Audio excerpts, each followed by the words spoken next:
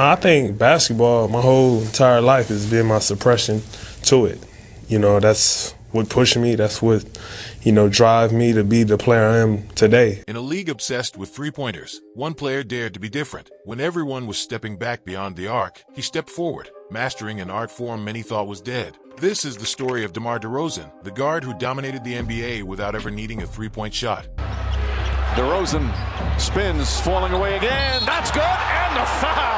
DeMar DeRozan. The year was 2021. The Golden State Warriors had just broken the NBA record for three-pointers made in a season. Teams were launching from deep at historic rates. Analytics departments across the league preached the death of the mid-range jumper. But in Chicago, something different was happening. DeMar DeRozan was about to embark on the most efficient scoring season of his career, and he'd do it by breaking every modern basketball rule. Think about this for a second. In the 2021-22 season, DeRozan averaged 27.9 points per game, his career high, while attempting just 1.9 threes per game. Even more shocking, he shot only 35% from deep. But here's where it gets interesting. He still managed to post the highest true shooting percentage of his career, by mastering something the NBA had forgotten about. DeRozan's approach to scoring wasn't just different, it was considered basketball suicide. In an era where analytics said the mid-range shot was the worst possible option, he made it his weapon of choice. But this wasn't just about being stubborn. This was about perfecting an art form to such a degree that it broke the mathematics of modern basketball. Let's break down what made this so spectacular.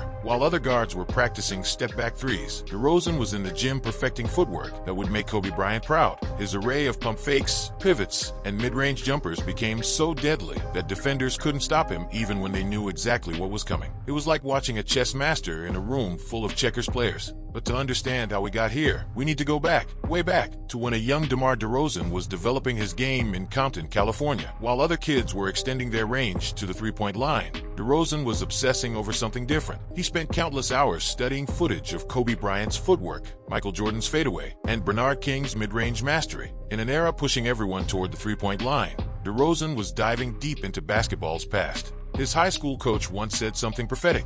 DeMar wasn't trying to be the next great three-point shooter. He was trying to perfect something that was becoming a lost art. This philosophy would shape not just his game, but his entire basketball identity. At USC, DeRozan's unique style was already raising eyebrows. College basketball was starting its own three-point revolution, but DeRozan averaged just one three-point attempt per game. Instead, he was developing a series of moves that would later become his signature. The footwork, the pump fakes, the ability to create space in the mid-range. It was all taking shape. When he entered the NBA in 2009, the league was at a crossroads. Analytics were beginning to reshape how teams thought about offense. The Houston Rockets, led by Daryl Morey, were proving that 3 points were worth more than 2. It seemed like the perfect storm to force DeRozan to change his game. But something unexpected happened. He doubled down on his approach. During his early years in Toronto, while other young guards were extending their range, DeRozan was perfecting what would become the most unstoppable pump fake in basketball. His trainer revealed that they would spend hours just on the timing of his pump fake. It's not just about the motion,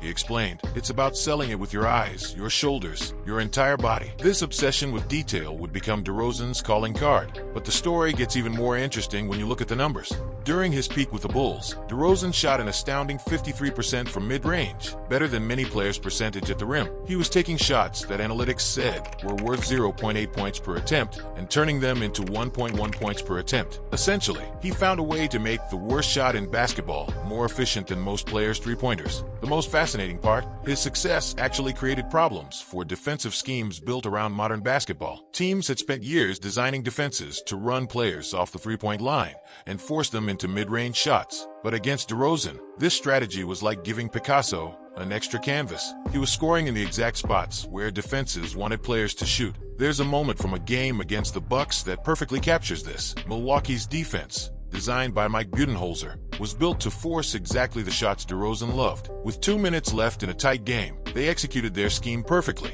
forcing him into a contested 18-footer. The result? Nothing but net. Budenholzer threw his hands up in frustration. His perfect defensive system had met its kryptonite. But perhaps the most compelling part of DeRozan's story is how he influenced the next generation. While everyone was trying to be Steph Curry, young players watched DeRozan and realized something crucial. Being different could be an advantage. His success proved that mastering an unexpected skill could be more valuable than being good at what everyone else was doing. Take his footwork, for example. In an era of step-back threes, DeRozan's footwork in the mid-range became almost mythical. Other players players would study his game film like they were watching a lost art. His pump fake became so respected that defenders would leap at the slightest movement, even though everyone knew it was coming. It was basketball's equivalent of a boxer with one unstoppable punch. Even when you knew it was coming, you couldn't stop it. The playoffs revealed another layer to DeRozan's genius. When games slowed down and defenses tightened up, his mid-range mastery became even more valuable. While three-point shooters often struggled with the increased defensive intensity of playoff basketball, DeRozan's game remained consistent. His ability to create a shot in the mid-range became a stable source of offense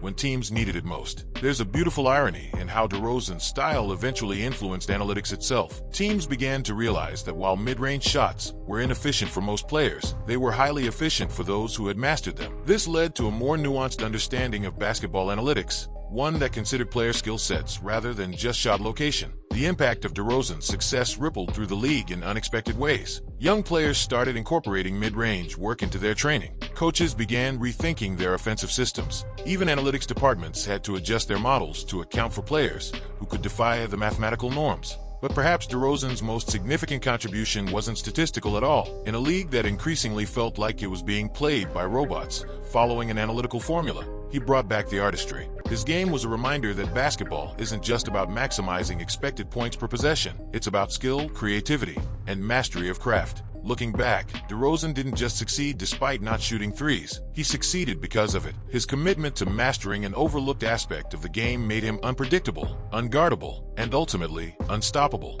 In a league obsessed with following trends, he showed that sometimes the best path to success is forging your own. DeRozan's legacy stands as a testament to something greater than basketball analytics. Sometimes, it means having the courage to perfect something others have abandoned, turning the old into something new again. In an age of three-point shooters, DeMar DeRozan became something even more valuable. He became one of a kind. In the end, DeRozan didn't just prove you could succeed without relying on three-pointers. He proved something far more important.